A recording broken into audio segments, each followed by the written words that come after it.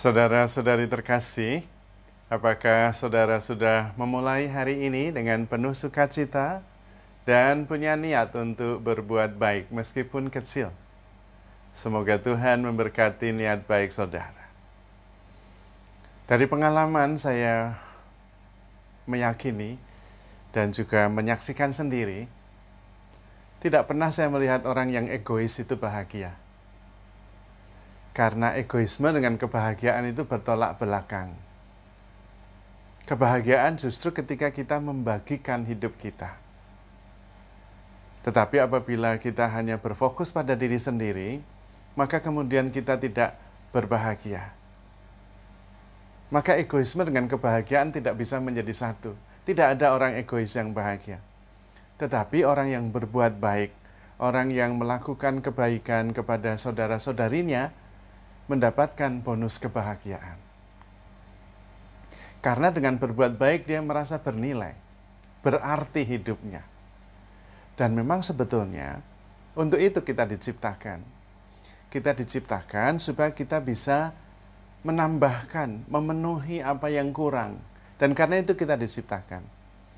Kalau kita tidak lagi dibutuhkan, ya untuk apa diciptakan? Karena masih ada yang kurang, yaitu kehadiran kita, maka kita diciptakan.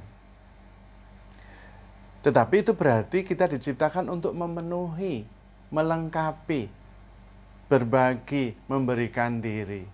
Bukan diciptakan lalu kemudian untuk mengurusi kepentingan diri sendiri. Tidak sesuai dengan maksud kita diciptakan. Karena memang kita diciptakan segambar dan serupa dengan Allah sendiri yang adalah kasih. Kasih itu berarti memancar seperti cahaya keluar, menerangi, memberikan kekuatan, penghiburan, dan warna yang indah kepada kehidupan di sekitarnya. Bukan untuk diri sendiri. Itu seperti menyalakan lampu. Tidak untuk ditaruh di bawah tempat tidur, tetapi ditaruh di atas kaki Dian untuk menerangi seluruh rumah. Maka kekeliruan yang seringkali membuat kita tidak bisa menemukan kebahagiaan adalah karena kita berpikir tentang diri sendiri. Tuhan sendiri meminta kita supaya menyangkal diri. Jangan terus mikiri diri sendiri. Memikul salib dan kemudian mengikuti Tuhan. Membagi hidup, memberikan kehidupannya seperti biji gandum yang jatuh ke tanah dan mati, lalu menghasilkan kehidupan baru dengan buah yang berkelimpahan. Mengapa kita bisa kemudian dalam hidup ini untuk bahagia, maunya bahagia tetapi menderita.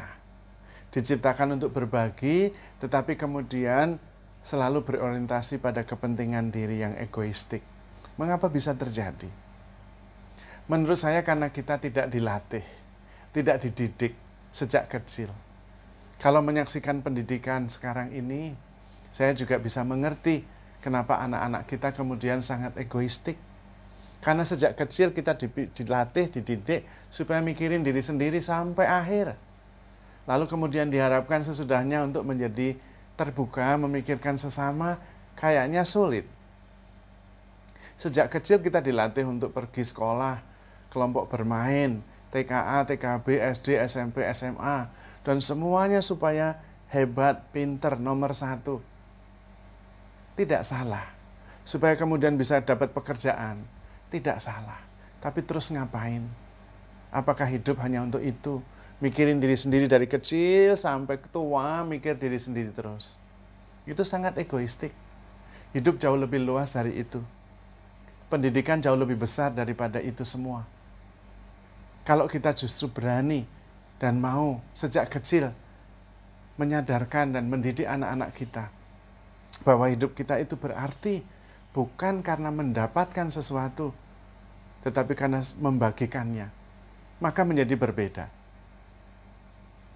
Hidup lebih berorientasi pada berbagi, hidup lebih berorientasi pada bersama-sama menciptakan kesejahteraan, bukan hanya kepentingan sendiri. Hidup kemudian menjadi sebuah kesadaran bahwa saya dengan yang lain itu saudara, bahkan satu. seperti berbagai macam anggota tapi satu tubuh. Dan di situ kemudian saling support satu sama lain. Kalau ada yang berkekurangan, saling membagi. Dan memang untuk itu kita diciptakan. Supaya kita bisa menyempurnakan ciptaan ini, membuat hidup bersama menjadi lebih baik. Namun karena kita tidak terbiasa tumbuh dalam mindset untuk berbagi, melainkan untuk terus-menerus mengejar kualitas pribadi yang sangat individual, menjadi nomor satu, itu berarti juga di belakangnya saya menikmati kalau ada orang lain yang kalah. Dan tentu itu tidak membahagiakan, karena bukan untuk itu kita diciptakan. Kita perlu belajar dari Tuhan, memang harus mengikuti Tuhan akhirnya, tapi langkahnya dengan menyangkal diri. Justru dengan memberi diri, membagi hidup, hidup kita menjadi berarti. Hidup yang menyedihkan adalah yang hidup untuk dirinya sendiri, egoistik, dan tidak pernah membuka diri untuk membagi kepada saudara-saudarinya. Bagaimana kita bisa berarti kalau hidup kita hanya untuk diri sendiri? Hidup berarti itu artinya dibagikan sehingga orang lain merasakan manfaat, arti, peranan, kehadiran kita. Maka kita perlu sejak kecil mendampingi anak-anak kita dengan mindset yang benar.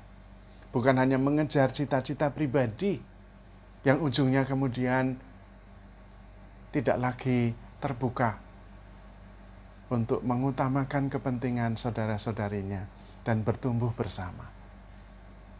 Pada saat seperti itu, yang ada kemudian adalah kekosongan. Keinginan untuk terus-menerus menjadi semakin baik dalam arti dibandingkan yang lain. Tidak salah, tetapi kalau itu kemudian egoistik, nah itu kemudian menjadi keliru.